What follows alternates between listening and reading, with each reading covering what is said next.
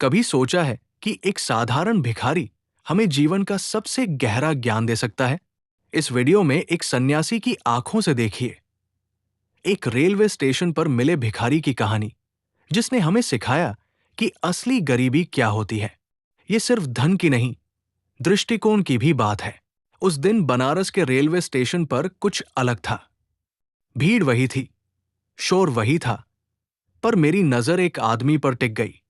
एक भिखारी, उम्र कोई 60 के आसपास, आंखों में थकान, पर एक अजीब सी शांति। वो किसी से मांग भी नहीं रहा था, बस एक कोने में बैठा था, जैसे किसी गहरे ध्यान में हो। मैं उसके पास जाकर बैठ गया। उसकी आंखों में गहराई थी, थकान भी थी, लेकिन एक अजीब सी शांति भी। मैंने पूछा, बाबा, कुछ चाहिए आपको? वो मुस्कराया और धीरे से बोला, अब कुछ नहीं चाहिए। जो सबसे जरूरी था, वो तो पहले ही खो चुका हूं।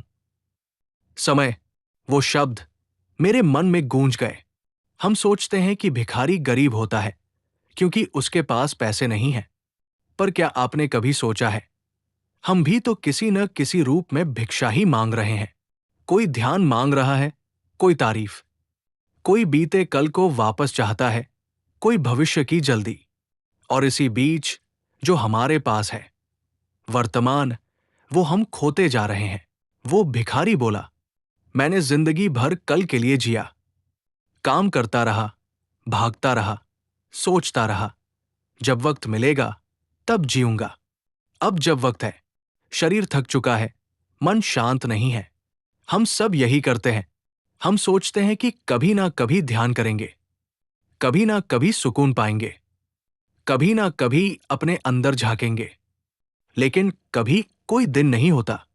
जीवन अभी हो रहा है, इसी क्षण में, इसी सांस में। और जो इस क्षण को खोता है, वो सच में गरीब होता है। उस भिखारी के पास पैसा नहीं था, लेकिन असली गरीबी उसकी अवधारणा की थी। उसने अपना ध्यान, अपनी चेतना गलत चीजों पर खर्च कर दी। हम भी वही कर रहे हैं। हम सोशल मीडिया पर समय गंवाते हैं, दूसरों की तुलना में खो जाते हैं, भविष्य की चिंता में वर्तमान को अनदेखा कर देते हैं, और अंत में हमारी हथेलियों में कुछ नहीं बचता। उस दिन, उस रेलवे स्टेशन पर, मैंने सिर्फ एक भिखारी नहीं देखा, मैंने एक दर्पण देखा जो मुझे मेरी ही स्थिति दिखा रहा था।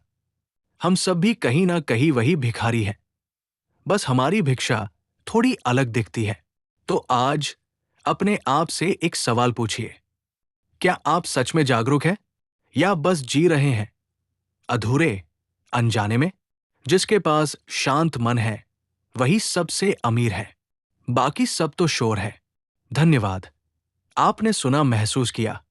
अगर इस कहानी ने आपके मन को छुआ हो, तो इसे किसी ऐसे व्यक्ति के साथ साझा करें जो आज भी जीवन की ट्रेन पकड़ने के लिए भाग रहा है, बिना जाने कि स्टेशन तो उसके भीतर ही है। हम फिर मिलेंगे एक नई दृष्टि के साथ। तब तक जागरूक रहिए, शांत रहिए।